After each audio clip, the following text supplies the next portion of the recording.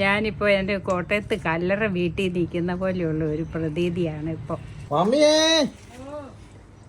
അയ്യോ ഒരു നിമിഷം അടങ്ങിയിരിക്കുക. മമ്മിക്ക് ഇവിടെ വന്നിട്ട് ഇഷ്ടപ്പെട്ടോ? പിന്നെ വളരെ എനിക്ക് ഇഷ്ടപ്പെട്ട്.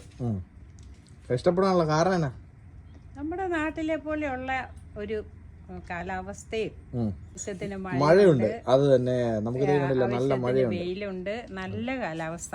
അതെ. മമ്മി എപ്പോഴും എന്തേലും പരിപാടി കേട്ടോ, പറമ്പിൽ എന്തേലും ഒക്കെ പരിപാടിയായിട്ടാണ് മമ്മി വന്നതിന് ശേഷം. മമ്മി എന്നെ കൊണ്ട് സൈഡിലത്തെ പള്ള അതെല്ലാം വെട്ടിച്ചു.